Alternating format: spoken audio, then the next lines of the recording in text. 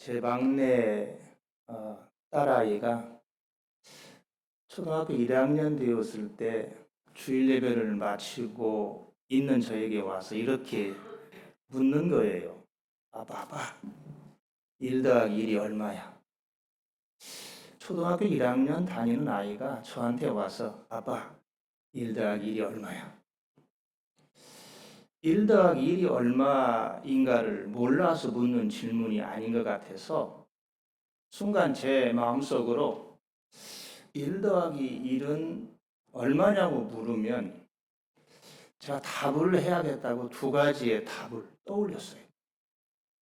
혹시 여러분 같으면 부모나 아니면 내 자녀나 아니면 손자, 손녀들이 물으면 야, 이 바보야, 1 더하기 1은 그것도 몰라? 뭐라고 답하겠어요? 제 속으로 나름대로 썩 괜찮다고 여기는 답을 탁 떠올렸어요. 자, 1 더하기 1은 얼마야 물으면 여러분은 뭐라고 답하겠어요? 예? 하나? 왜 하나예요? 제 나름대로 순간적으로 두 가지의 답을 마음에 떠올렸어요. 1 더하기 1은 2다. 그건 양적인 의미에서 여기 있는 컵이 하나 더하기 하나가 더해지면 둘이 됩니다. 1 더하기 1은 2다. 이건 다 아는 얘기죠. 또 하나 1 더하기 1은 보다 큰 1이다. 컵 속에 있는 물을 똑같은 칠에 양적으로 1 더하기 1은 2가 되지만 질적으로 1 더하기 1은 합치면 보다 큰 1이 된다. 제 나름대로 순간이지만 썩 괜찮은 답이라고 떠올리고서 제가 우리 딸아이한테 물었어요. 이내야, 1 더하기 1이 얼마야? 저를 많이 쳐다봐요.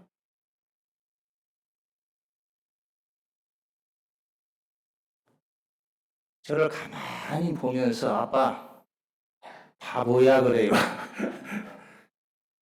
아니, 제 속 나름대로 썩 괜찮은 질문 두 가지를 제가 딱 떠올렸는데 저를 가만히 쳐다보더만 바보네요. 그러면서 저를 향해서 아빠 잘 봐. 1 더하기 1은 창문이야. 아직도 감이 안 오시는 분은 좀 늦은 거예요. 오시나요? 1 더하기 1은 받전자의 창문이에요. 제가 순간 썩 괜찮다고는 질문에 대한 답을 두 개를 제가 준비했는데 느닷없이 1 더하기 1은 창문이라는 거예요.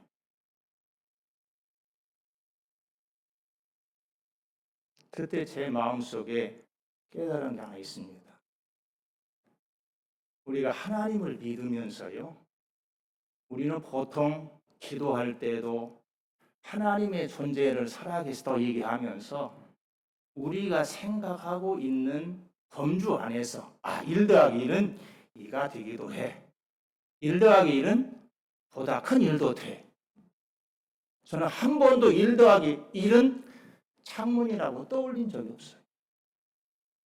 하나님의 일하시는 방식은 우리의 생각을 넘어간다는 얘기입니다. 저는 대만에서 13년 동안 원주민들과 함께 사역을 했어요. 원주민들이 뭐냐 이렇게 묻는 분들이 많은데요. 우리 한국은 전부가 다 원주민이에요. 5천 년 동안 이 땅에 살아왔던 원주민인데요. 대만은 한 3천여 년 전부터 그 땅에 살던 원주민들이 있습니다. 약 16개 족이 있어요. 처음 들어보시죠? 그런데 16개 족의 원주민들의 숫자가 인구의 2%, 약 한 50여만 명이 됩니다. 이 사람들은 3,000년, 2,500년 전부터 그 땅에 삶의 뿌리를 내리고 살아왔던 원주민들이에요. 이 원주민들이 복음을 받아들인 것은 좀 늦습니다. 우리 한국보다도 일반 대만 교회가 선교 복음을 받아들인 것이 20년 빠릅니다. 근데 원주민들은요, 일반 대만 사람들이 복음을 받아들이는 동안에 60년 동안을 거부해요. 그리고 원주민들이 고산지대, 해발 1800, 2000m 이런 데 부락을 이루고 살아요.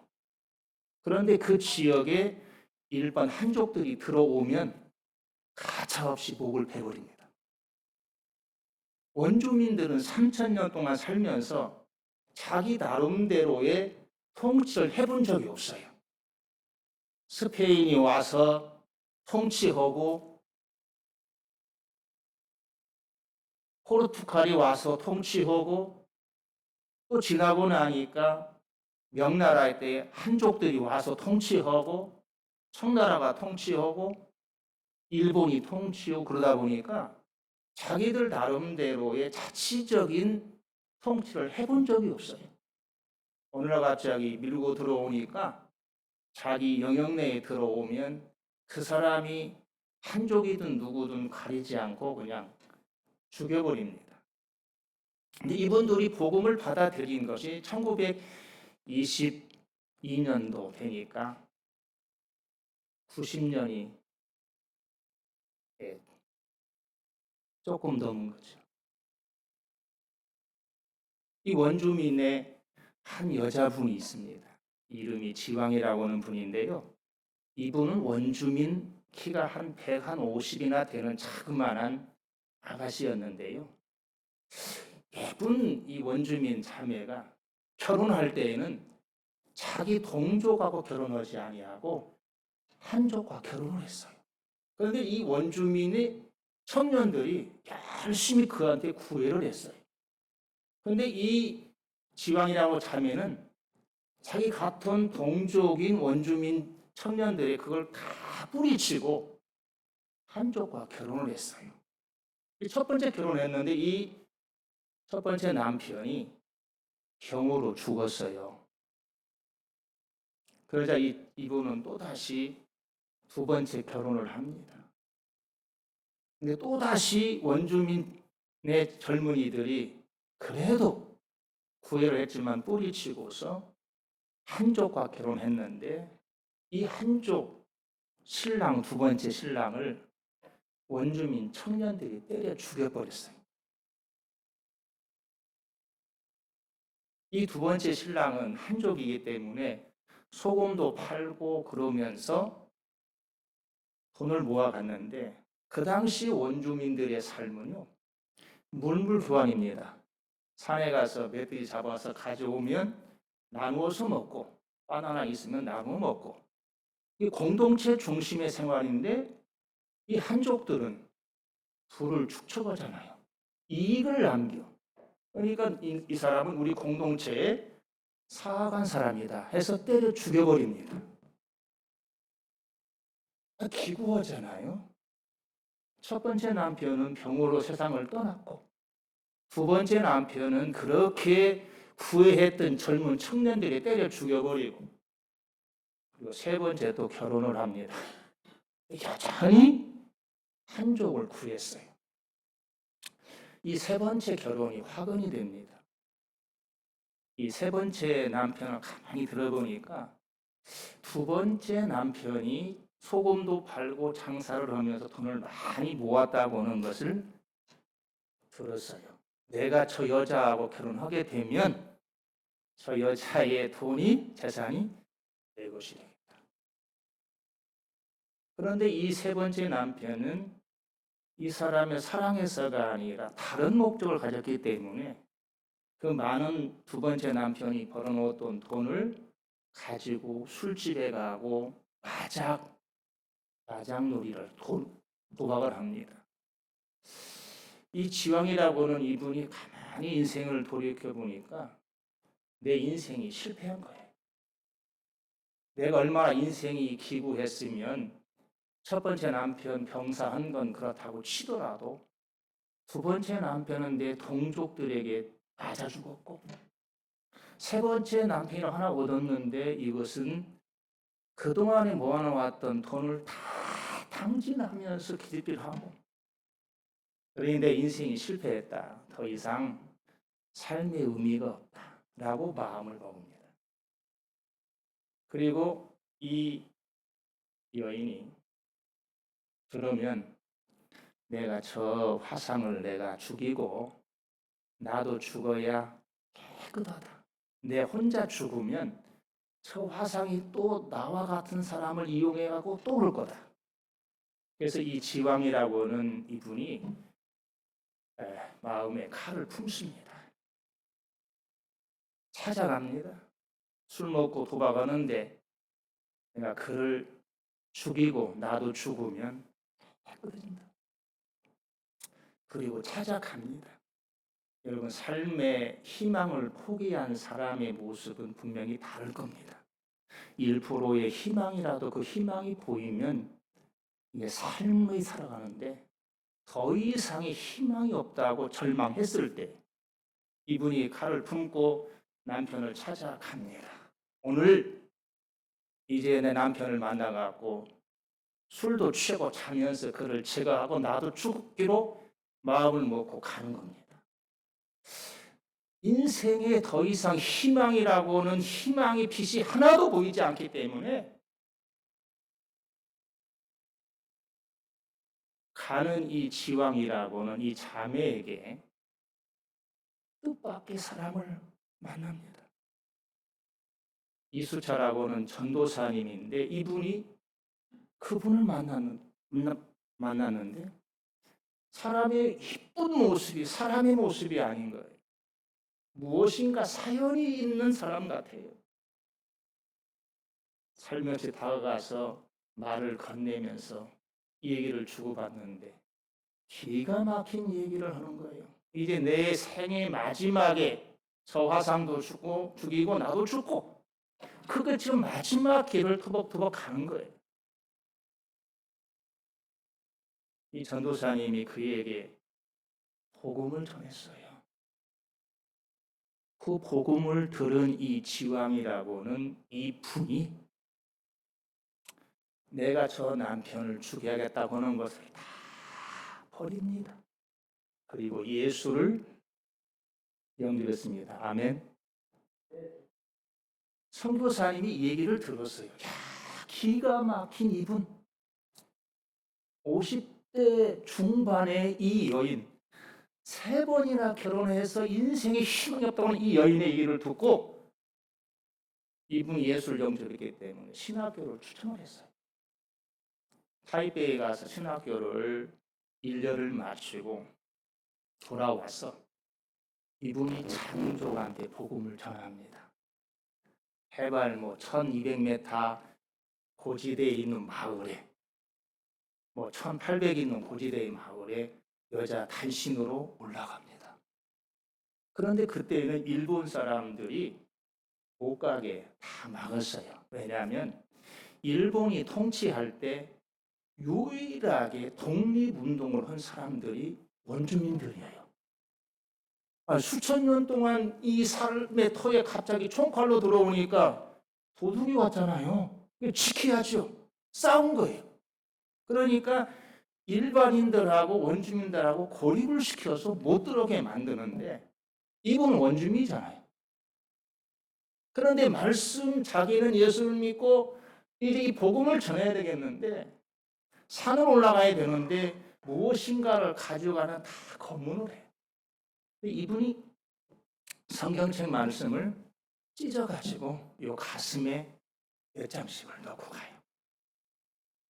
산에 올라가서 제발 200-300m 고지대의 마을에 가서 말씀을 꺼내가지고 그대로 동족들한테 그냥 읽었답니다.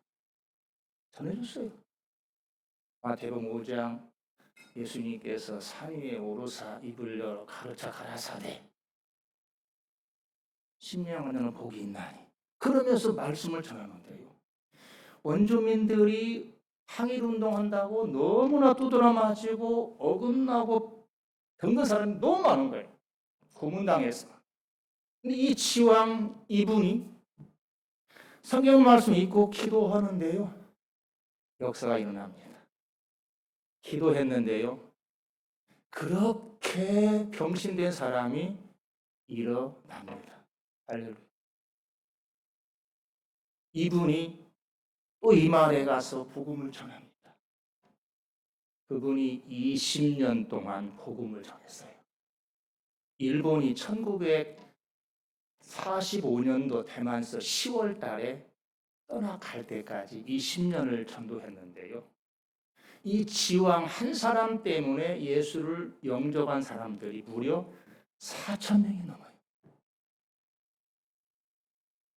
내 인생에 더 이상 희망이 없다고요. 3번이나 내 인생의 결혼도 실패하고 이제 마지막에 유일한 희망이 있다면 저 화상과 내가 함께 동시에 죽는 것이 모두를 더 고통하지 않게 하는 길이라고 했던 이분 속에 복음이 들어와서 이분으로 시작된 복음의 역사가 오늘 대만 원주민의 역사입니다. 그 한 분이 4,000명을 넘게 복음을 전해서 예수를 영접했는데 그분들이 또 나가서 또 복음을 전했어요. 지금 대만의 교회에는 약 500개 정도의 원주민 교회가 있어요. 여러분이 하나. 코로나가 와서 정말로 어렵습니다.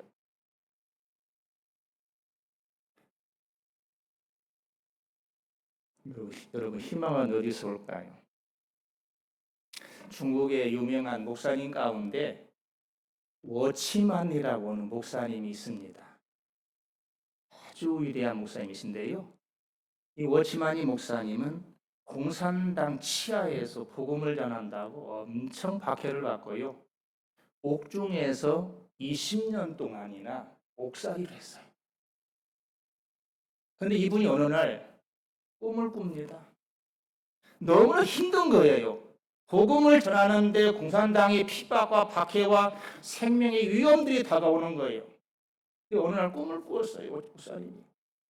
자기가 탄 커다란 배가 항해를 하는데요. 마치 타이타닉이 큰 빙산 앞에 만나는 것처럼 갑자기 거대하게 큰 배가 가는데 앞에 바다의 암벽이 탁 나타나는 거예요. 너무 다급하니까 이 목사님이 꿈속에서 하나님 저 바위를 치워주지 않으면 이 배가 부딪혀서 다 죽습니다. 얼마나 다급하겠어요. 생각해보세요. 갑자기 어마어마한 암초가 튀어나와 있는데 부딪히면 다 죽는 거죠. 그때 워치만이 목사님에게 세미한 하나님의 꿈속에서 말씀이 들립니다. 워치만이야, 내가 저 암초를 없애주래. 아니면 그 물을 붉게 해가지고 그 위로 지나가게 해주랴.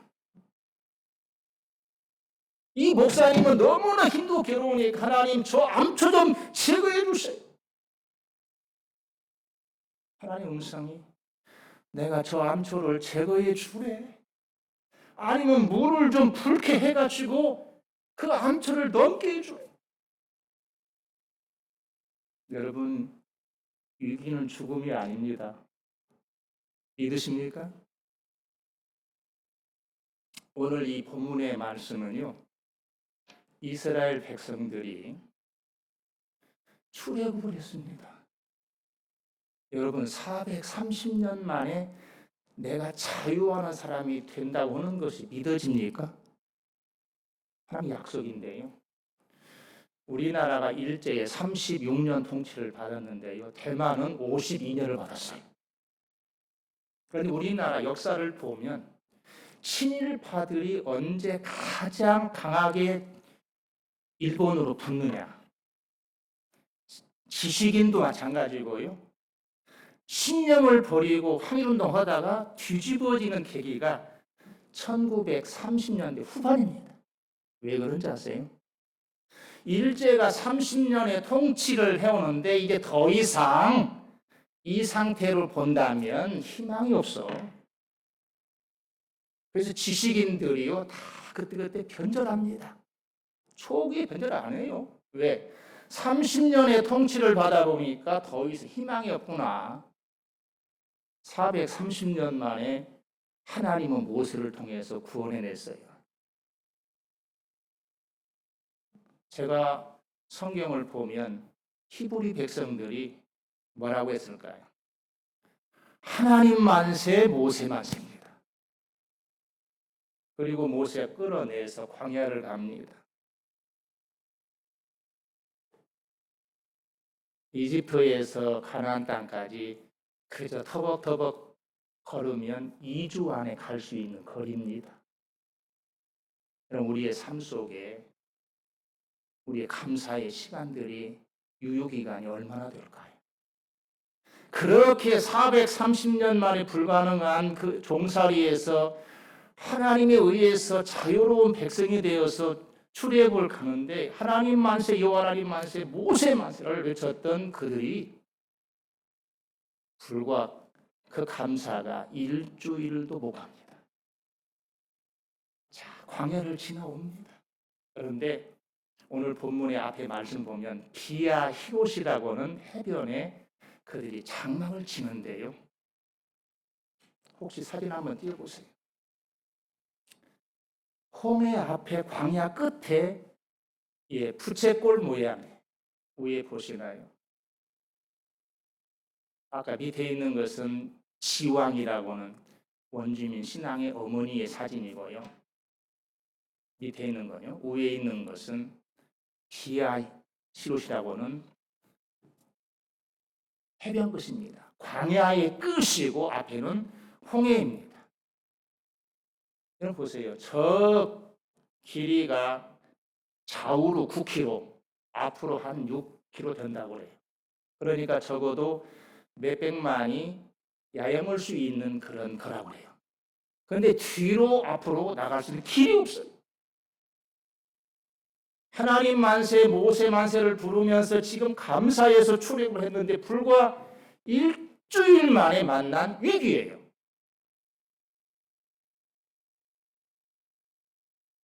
여러분 왜 이집트 백성들이 이 히브리 노예들을 잡으려고 그럴까? 여러분 이집트는요 나일강이 준 선물인데요. 그 당시에 최첨단 산업이 농업입니다. 농업. 모세 시대에 세계의 가장 기름진 땅의 이집트의 최첨단 산업이 농업이에요. 근데 그 농업을 하려면 뭐가 필요해요? 노동력이 절대 필요합니다. 하루아침에 전국에 있는 노예들이 다 떠나갔어요? 최첨단 제국이라고 할 수 있는 이 에집트 제국에 운명이 걸린 문제예요. 장자의 죽음을 다 치른 후에 정신이 버떡 나는데 이건 이집트 국가의 명운이 걸린 문제예요. 그러니 전 군의 병거를 다 동원시키고 총동원령을 내려서 잡으러 갑니다. 역사상 도망친 노예에 관대한 나라도 관대한 주인도 없어요. 역사를 봐도 도망친 노예에 대해서 관대한 나라 없어요. 관대한 주인도 없어요. 잡혀가면 죽든지 이전보다 더 혹독한 몇 배의 가중한 노동을 감당할 수밖에 없어요. 끔찍하잖아요. 홍해 앞에 왔을 때에 여러분 그 앞에 60만이라고 그러니까 어린아이 포함해서 100만 잡고 여러분 1000명이 탈 수 있는 그 대형 선박이 1000대가 절비에 있어가지고 그걸 다 타고 가면서 보라 하나님 이런 하나님이시다. 추격해 오는 에집트 군인들을 향하여서 손 흔들면서 얼마나 멋진 드라마예요. 그런데 그 어디에도 타고 갈 수 있는 배가 없어요. 그러니 그렇게 하나님 여호와 하나님 만세를 부르고 모세를 추종했던 사람들이 돌변하는 겁니다. 죽일 데가 없어서 우리를 이끌어 광야에서 죽게 하느냐? 사람들은요 위기를 닥치면 죽음에 몰리고 한계에 닥치면 누군가의 타겟트가 필요한 거예요. 누구 때문이라고. 여러분, 진퇴양난입니다. 도망갈 수도 없고 앞으로 갈 수도 없고. 모세가 그들에게 오늘 어떻게 얘기하는 봅시다. 너희는 두려워하지 말고 가만히 서서 오늘 여호와께서 너희를 행하시는 구원하심을 보라. 아니, 모세가 지금 눈앞 홍해바다에 배 한 척도 보이지 않아요? 이 60만의 장정들이 타고 갈 수 있는 배 어디에도 보이지 않는데 뒤에서는 지금 추격조가 따라오잖아요. 희망이 있습니까? 희망이 없어요. 구원의 길이 보이지 않습니다. 모세가 얘기합니다. 너희는 두려워하지 말고 가만히 서서 여호와께서 구원하심을 보라.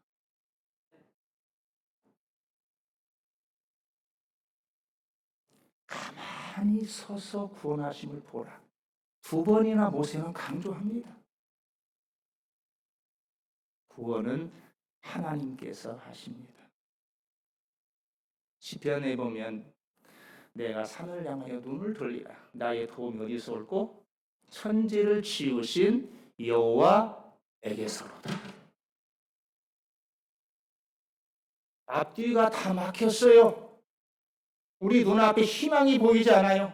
구원의 길이 없습니다. 그렇게 절망할 수밖에 없어요. 그런데 인간의 끝같은 절망 속에 생명과 구원을 내시는 분은 하나님이십니다.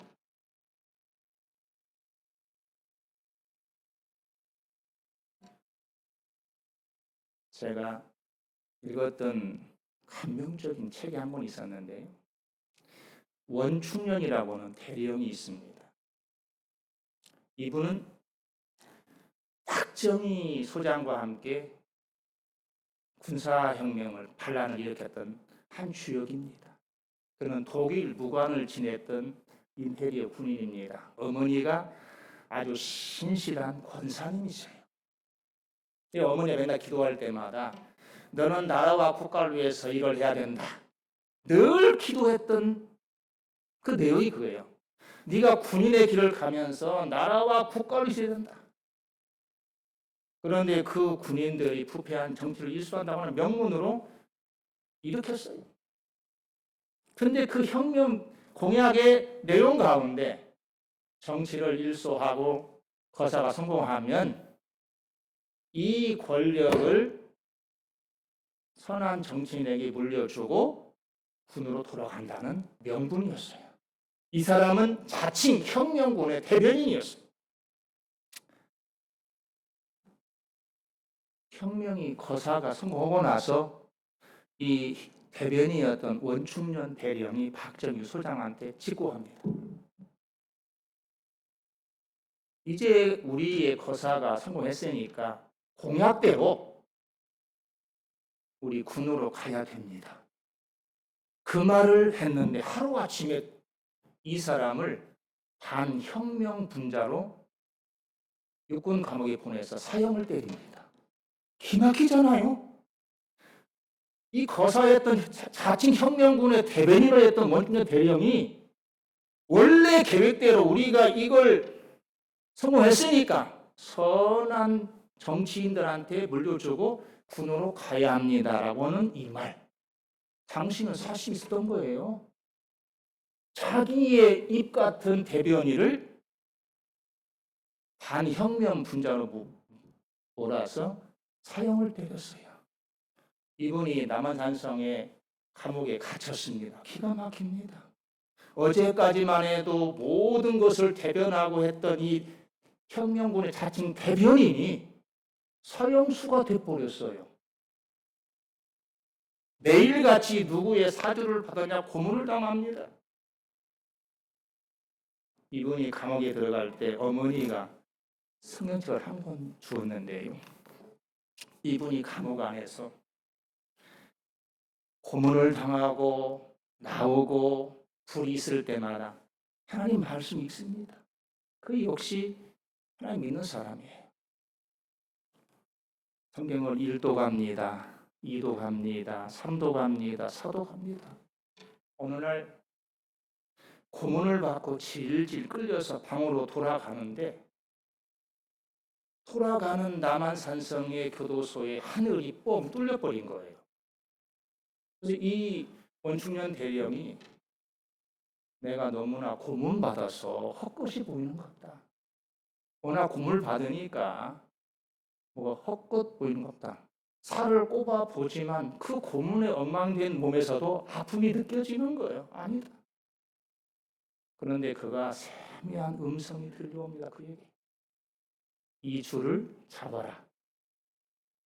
너의 생명의 줄이니라. 사형수가 그 교도소 안에서 매일 고문당하면서 하나님 말씀을 붙들고 삽니다. 무려 성경을 팩독을 읽었는데요. 사형수가 무기수가 되고 1982년도에 19년 이상을 살고 그가 추록을 했어요. 사형수가 되어서 희망이 없다고 하는 이 사람이 감옥에서 나온 후에 19년 만에 추록을 해가지고 가장 먼저 쓴 책이 그 책이에요. 이 줄을 잡아라. 여러분, 우리 앞에 어려움이 있어요. 위기가 있어요. 그런데 그 위기는요, 하나님 없이 우리가 해결하려고 할 때 오는 위기가 그. 모세가 그들에게 얘기하면 두려워하지 말라, 두려워하지 말라. 하나님께서 오늘 너희를 위해서 행하시는 구원하심을 보라. 하나님 모세에게 말씀합니다. 바다 위에 지팡이를 내어 밀라. 그들 모두는 지금까지 내 눈앞에 보일 수 있는 구원의 길, 수천 대의 배를 타고 홍해를 건너갈 수밖에 없는 그들의 생각이에요. 어느 누구도 홍해를 건너가려면 헤엄칠 수 없잖아요. 내 앞에 눈에 보이는 확실한 증거로서의 배들이 있어야만 되는데 어디에도 배가 없어요. 하나님의 말씀에 모세가 지팡이를 내어 밀을 때 홍해 바다가 열려서 그들은 배를 타지 않고 걸어서 구원을 받습니다. 하나님의 방법이에요. 사람의 생각이 아니라 하나님의 방법이에요. 바울이 고린도 교회 편지함 1장 25절에 이렇게 얘기합니다. 하나님의 어리석은 것이 사람보다 지혜 있고 하나님의 약하심이 사람보다 강하니라. 아멘입니까? 여러분, 코로나를 두려워할 것이 아니라 우리가 이 코로나 시기에 코로나를 보는 게 아니라 하나님을 바라봐야 됩니다. 그 어느 누구도 생각하지 않았던 그들 모두가 다 원수들이 적군들이 쫓아오는 그 와중에서 뚜벅뚜벅 홍해 바다를 걸어서 갔어요. 하나님이 일하시는 방법입니다. 여러분, 어려운 시기이지만 그 믿음으로 승리합시다. 앞뒤 사면이 다 막혔지만 하늘의 문을 막고 여시는 분은 하나님뿐입니다. 하나님을 너희는 가만히 서서 무슨 말입니까? 하나님께 집중하는 것.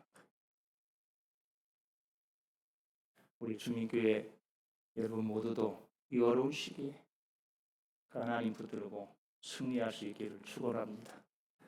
기도하겠습니다. 하나님 아버지, 어려운 시기에 진퇴양난의 위기이지만 하늘의 문을 열고 생명과 희망과 구원의 길을 내시는 분은 여호와이심을 믿습니다. 나의 도움이 어디서 올고 천지를 지으신 여호와에게서로다. 그 하나님 붙들고 어려운 시기에도 믿음으로 승리하게 하여 주옵소서. 예수님의 이름으로 기도합니다. 아멘.